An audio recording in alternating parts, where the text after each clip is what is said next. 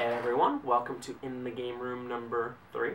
This is Spencer, and in the game room we talk about just interesting stuff that's happening in video games nowadays, current events, stuff that bothers me, stuff that I think is cool, just general talking about games. I always want to hear your opinions on it, so always feel free to give me a shout. I disagree with you, I totally agree with you kind of thing. Today we're going to be talking about something kind of hypocritical for me to be talking about as a game store owner, and that is retro games.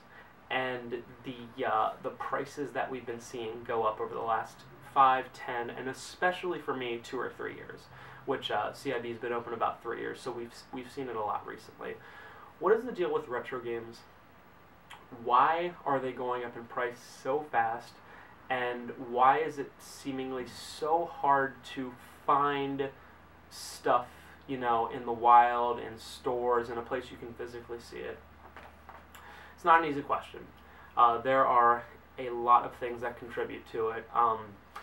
Games in general kind of follow like this weird inverse bell curve where games will start out being, all that, the greatest thing in the entire world. It's, PS2 right when it came out in 2000. Then PS3 starts to come out, begins to be old news and everything, goes down to the very bottom where you can just find it everywhere. It's just old. But eventually, for a lot of game systems, it starts to go back up, starts to rise in price again, and gets to the point where it might be as high, if not in a lot of cases higher than when it first came out. What causes this? One of the big reasons is perfectly obvious. It's that they're not making any more of it. Yes, you can go onto the 3DS, the Wii U, you can download an emulator, you can download on your phone Legend of Zelda. But Nintendo, as far as everyone's concerned, never has plans to make another copy of this. They stopped in the early 90s, and that's it. So over the years, copies get destroyed. The boxes are a big thing. They get thrown out, and you never see the physical thing again. For some people, this doesn't matter at all. They'll gladly pay the $5 on the 3DS store. For some people, it matters a lot because they go, "Hey, I like to collect stuff." Myself included, I like to have it physically. I think it's cool. Stuff in great condition is awesome. I'll always treasure this. It's something I can pass down to my kids, all that kind of stuff. Simply the fact that they're not making any more, and the numbers, just if you look at it mathematically, are always going to go down. There's always going to be, every single day, this is kind of sad, every single day that you live, there's going to be at least one less copy of Legend of Zelda out there for whatever reason. Someone breaks it.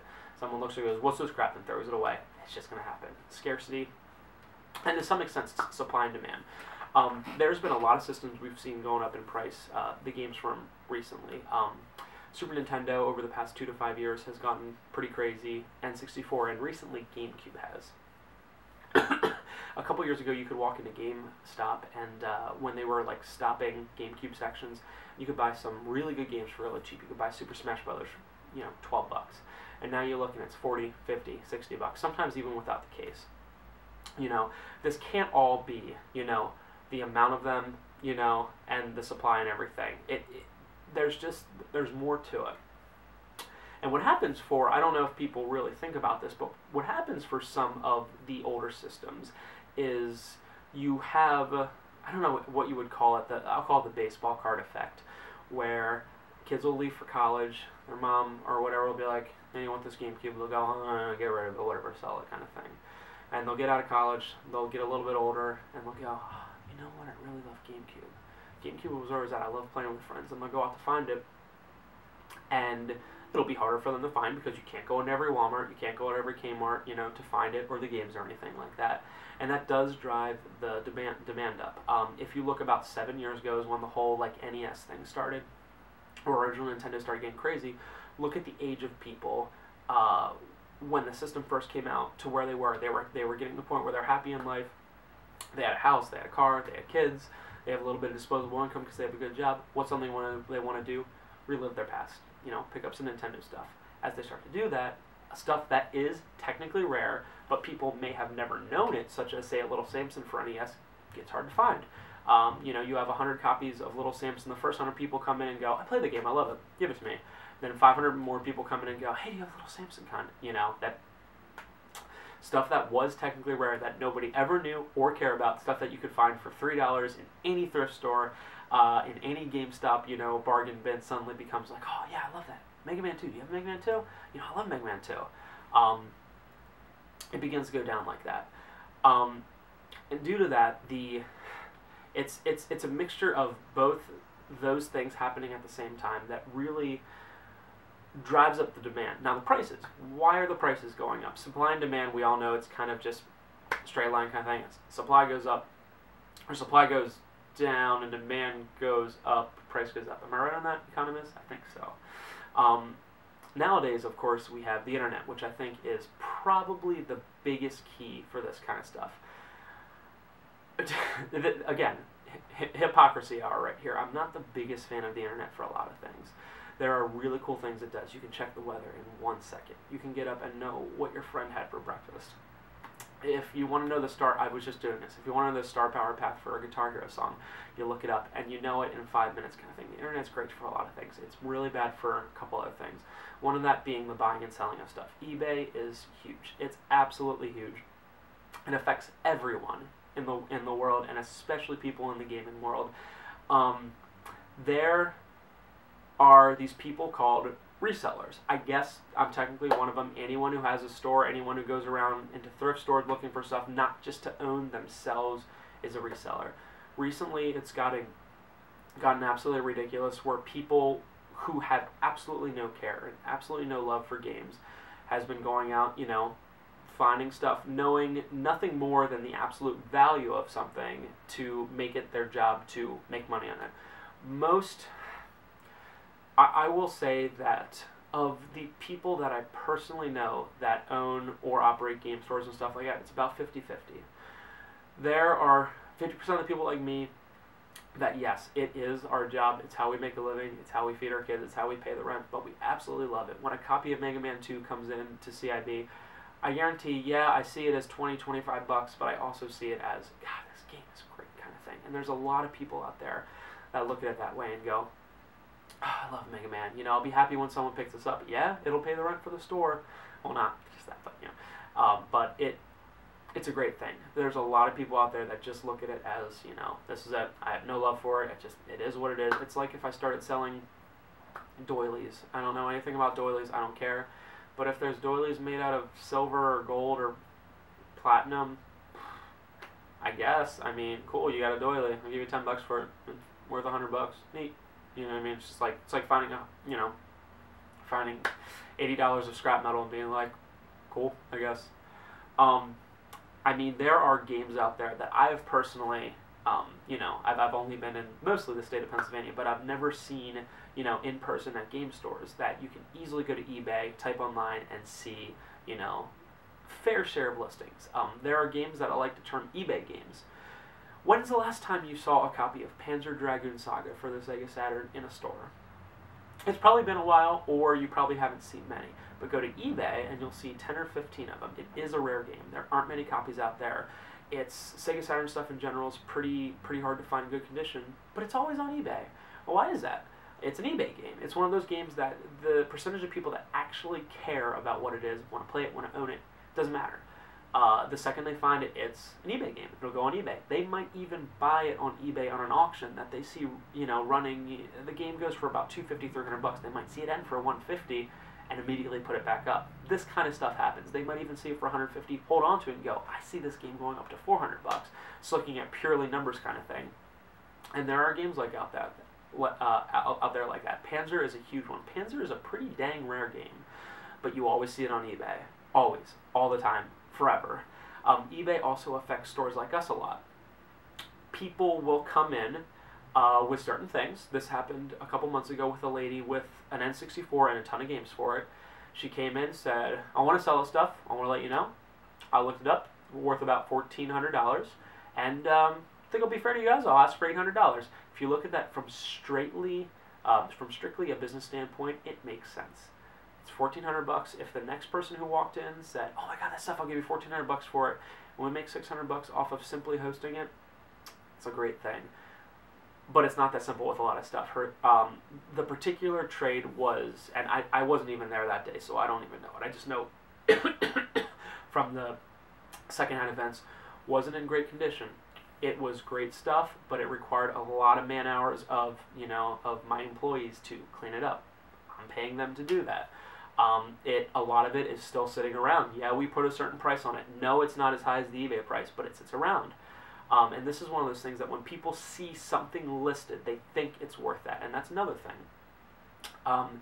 One person goes out there and has a game that may happen to be rare or, you know, may not be available on eBay at the time, and they put $100 on it, and somebody sees it, not necessarily the price it's sold for, not necessarily the demand, and go, this thing's worth $100.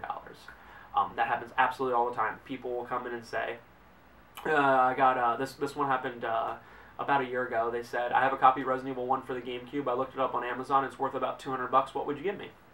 And simple mistake. I said to them, well, that is the listing for an absolutely brand new, never opened one, which is a hugely different thing, as any video game collector will know. Hugely different. It means it's been sitting around for 14 years, never opened. Is that the case? And he said, oh, no, well, it's open. I mean, it's played and everything. It's got a few scratches and stuff. Brings it down from $200 to about $20. It was one of those, you know, unfortunate things when it comes to the internet where he, you know, they look at it, they see the first price, you know, and why wouldn't you? Why wouldn't you want something that you own to be worth a whole ton of money without you having to do anything? It's the American dream for that. But it simply hurts the value of games. People see a certain price and they think it's worth that. Makes it really hard for game stores to have stuff for people to want to play. If somebody comes in and wants an N64 and all the classics, Mario, Smash, Mario Kart, you know, all that stuff, makes it really hard because somebody will come in with Mario Kart and they'll go, well, I saw this goes for $30, $35 on eBay. And we go, listen, man, we sell it for $25. You know, we got to have a little bit in our overhead here. I got to pay my employees, got to pay my stuff. And the simple fact that they see this, they say it, we're not crooks, we try to make it absolutely fair, but the next person who comes in and wants Mario Kart, it's all shown there in the price.